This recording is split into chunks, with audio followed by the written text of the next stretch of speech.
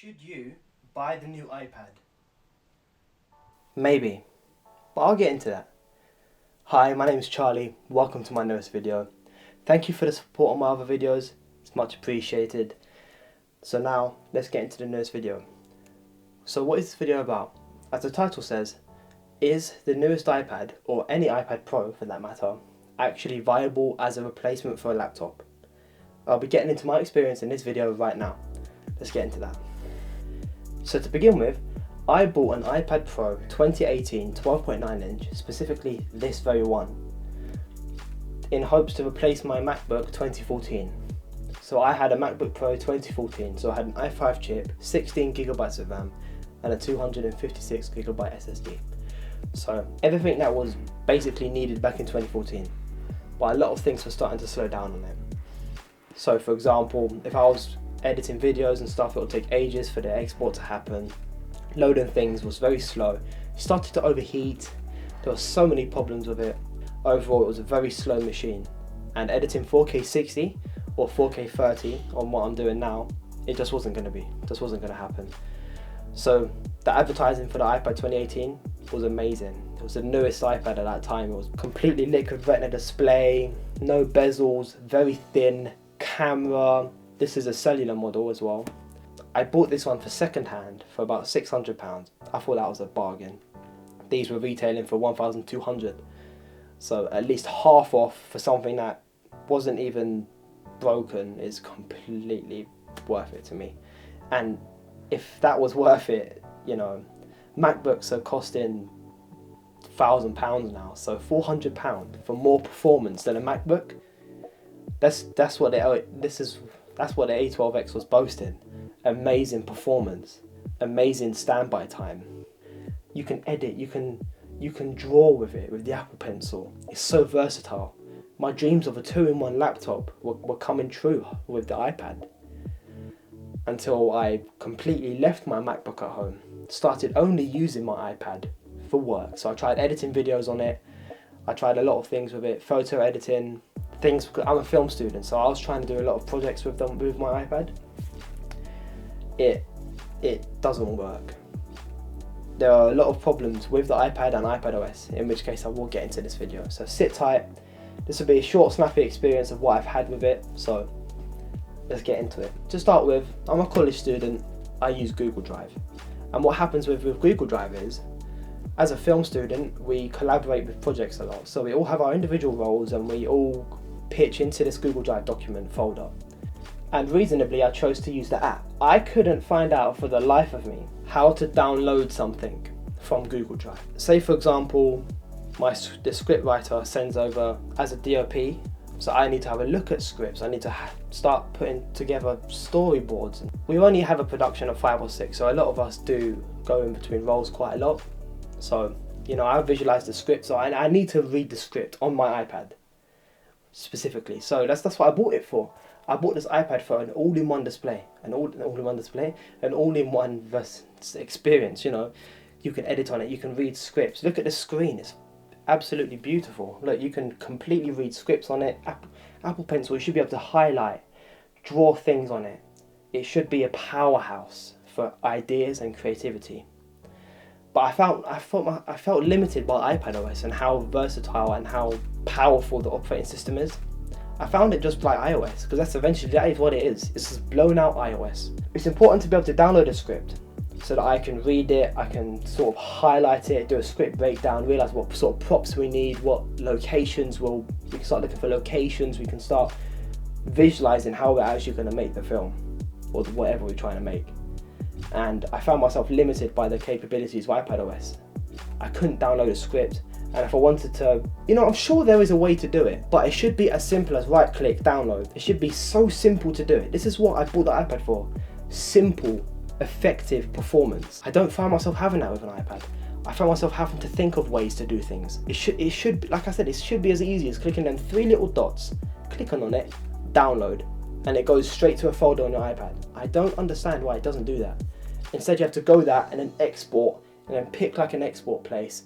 And then you go onto that export, it's like a Word document, and then you have to find a way to transfer that Word document to some way that you can use markup on it So that's either taking screenshots, that's either putting it into notes, and even then if you put it into notes, what you end up having to do is, you end up having to copy and paste the text into it. Honestly, these are the things that shouldn't have to happen.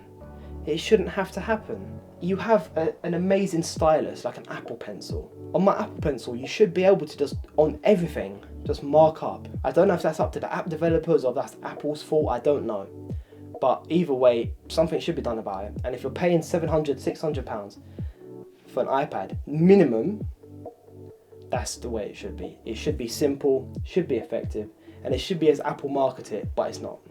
Unless you work specifically within Apple software, you're not going to get the performance you want you're not going to get the experience you want on your iPad. Let's just say that. Apple Notes is amazing. You know, you type everything up on it, highlight, you can draw, but this only really works if you work specifically within Apple Notes. And not just Apple Notes, Apple software. So if you work with Pages, you work with Numbers, you work with, these are Apple softwares for Word and Excel, you're going to have no problems. It's an Apple ecosystem benefit. It will just work. But as a collaborative project, you know, not everyone owns an iPad, not everyone owns an Apple device. It's not viable to work within Pages itself. A lot of our teachers as well, like our lecturers, they upload in the most compatible format for everyone, which is going to be Word. I know you could easily transfer it over. It shouldn't have to happen. In 2021, when an iPad has the same chip as a MacBook Pro, it shouldn't have to happen. The software on the iPad is limiting it so much. You have to think of ways to do things, and that's the only thing that annoys me. iPadOS is meant to be simple. It's meant to be effective. It's meant to be the place where real people can get work done. The dream of the two-in-one is getting closer. You know, when the iPad had mini LED display, M1, 16 gigabytes of RAM and a 2 terabyte SSD. That's all you should need to know. That's in an iPad. Something this thin, something without a fan. This would have amazing performance. More so than every single MacBook up until that point. An iPad was faster than MacBooks. The latest MacBooks. The 2019 i9 MacBook, a £700 iPad would beat it. That's what the consumers want. They want power.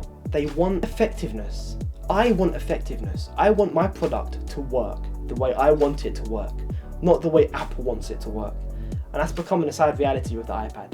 Apple have their own sort of reasons for making the iPad the way it is. It's an all-in-one, speakers, camera, beautiful display, 120 Hz display might I add as well.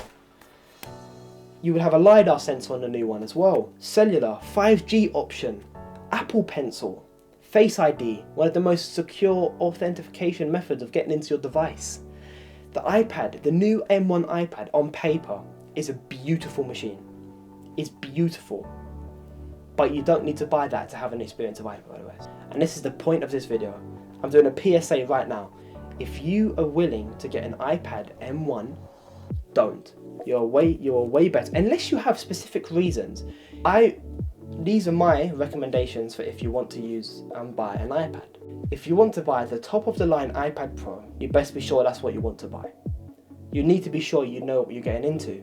And I'm saying this not when the MacBook Air is just under £1,000 and you get M1 performance with it. You won't get 2 terabytes, but then again that model is $2,000 anyway. So if we're comparing the 12.9 iPad Pro M1 and the MacBook Air M1, both have the same chip. Then depends on your circumstance. If you're an 8-year-old child and you watch TikTok and a lot of YouTube, you're better off with an iPad. So in most cases, just buy a MacBook. And I'm actually sad because I bought this with hopes of replacing of a MacBook. I bought it in hopes of replacing a MacBook. So think about this. This is my main reason why I'm actually going to suggest people buy MacBooks.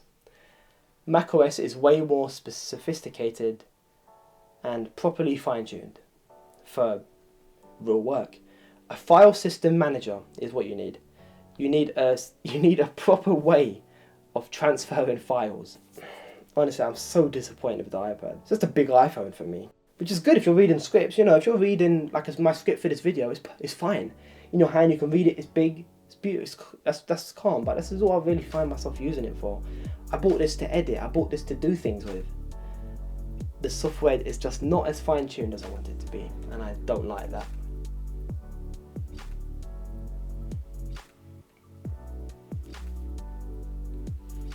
But this is a shorter video, but overall my take on the iPad is that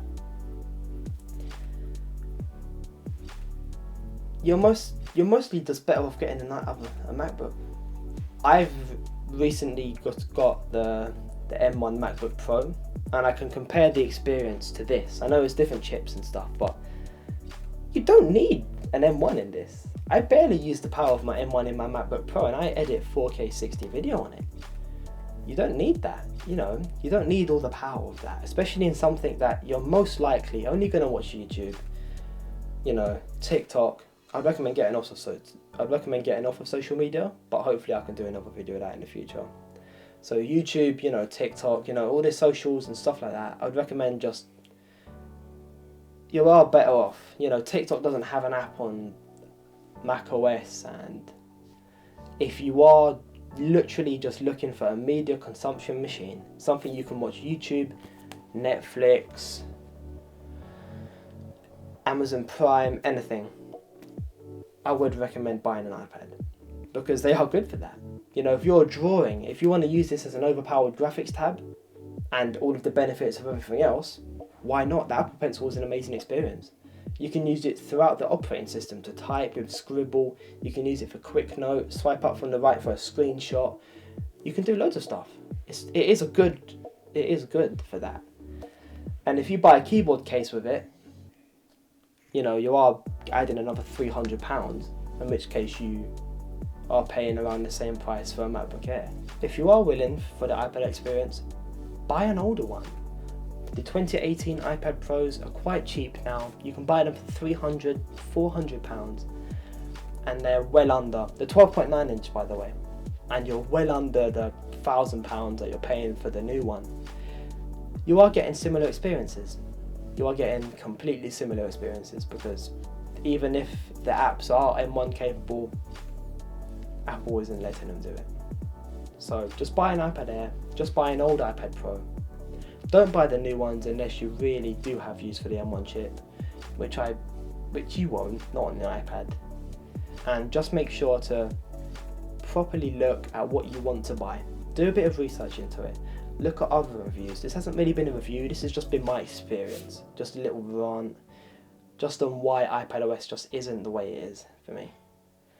So, thank you guys, thank you for watching. Just buy a MacBook Air or a very cheap old iPad Pro. This has been Charlie, thanks for watching, subscribe, like, see you in the next one.